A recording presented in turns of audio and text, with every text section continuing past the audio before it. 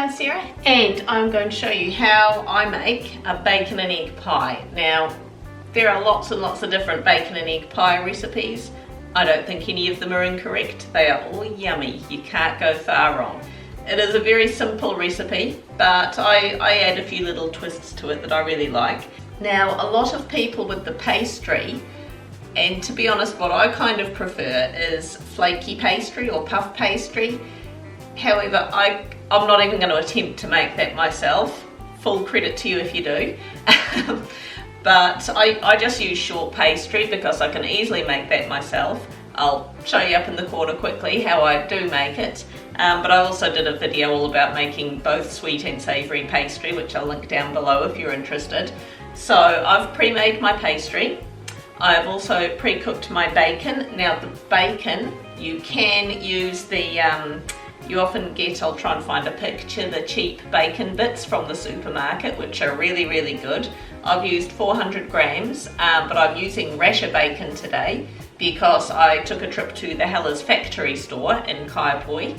If you know of any kind of factory stores, it is well worth looking because you really can get things super duper cheap.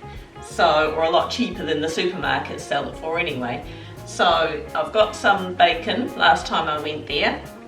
Our chickens are happily producing eggs at the moment, so I thought it was a good time to do this recipe. I have pre-cooked 400 grams of bacon, and I'm also going to finely dice an onion. Use my good old Kmart chopper. I'm going to grab my baking dish. This is about 7 by 10 inches, give or take. I haven't measured it, sorry, I'm not that organised. So I'm going to grease this with a bit of butter or cheapy table spread. It just helps it to come out easier without sticking. Aston, it turns out, is actually getting his own fan base. And we've had a request for a shout out. Hi Cameron. Hi Cameron. So just want to roll this out so that it's going to fit the bottom and the sides of your baking dish. Some people even just put pastry on the top of their pies and they don't worry about the sides. To me, I don't know, that's not a pie. You gotta have it encased. If I was super duper professional, I would pick this up and it would fit in here absolutely perfectly. But I think you and I both know that's not gonna happen. Nah, see. So this is where you sort of need a bit of patchwork.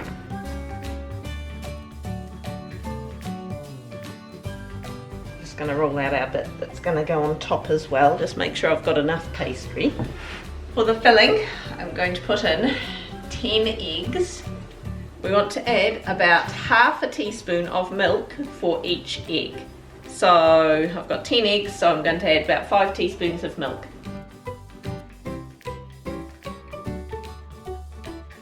I'm going to chop up and put in that pre-cooked bacon. I will put it in.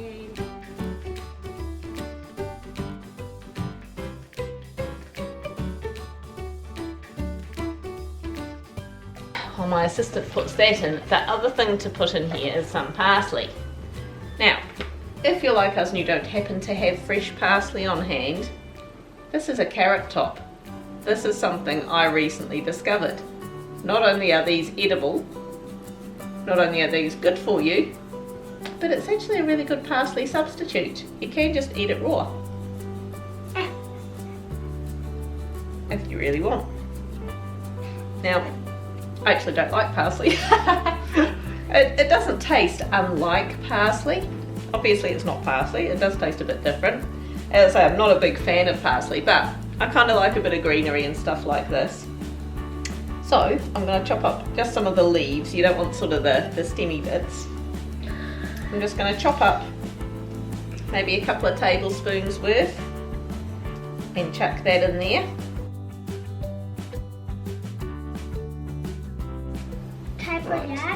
You may put that in. I'm going to mix that all up together. Some people like to leave the eggs actually whole and just dollop them straight in like that. I like them scrambled up, that's just a personal preference. And you also just want to add some seasoning to this, some salt and pepper. You know, as I say, personal preference.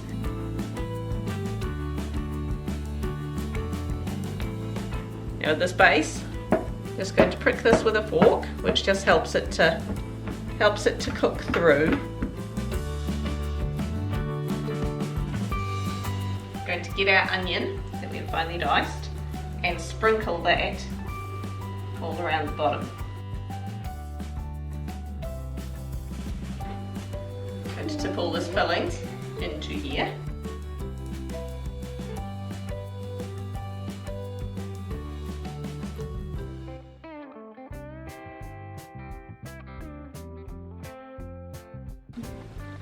If you want to, another option is to sprinkle a bit of cheese over top here. I've got some of my tomato relish here, or you can use chutney or whatever. I made it slightly liquidy this batch. I need to cook it for a bit longer next time, but this is really yummy. And just do the little dollop. And this just adds an extra layer of yumpski. Yumpski is now a word. The word of the day is yumpski. Put our pastry top on, which of course will fit absolutely perfectly. You won't have to sort of, you know, stretch it or do any patchwork or anything like that because you're really professional. You're doing patchwork, Mum. Shh. Just gonna put a few slits in the top. I thought you'd do that. I never said this was gonna look pretty, by the way. If you're one of these people who can make your pies look pretty, congratulations. I am not one of you. You just want to get a little bit of milk, or you can use another egg yolk, or you can put one of the egg yolks aside from one of the eggs you put in. Bit late for me now. Just glaze over the top of that pastry, and that will just make the crust go nice and slightly brownie-ish. Pop that in the oven at 190 degrees Celsius for about 25 minutes, and we'll see what we get. Check that out. As I say, it is not the prettiest thing in the world, but I just don't do pretty pies, sorry. But it's gonna taste good. Oh yeah.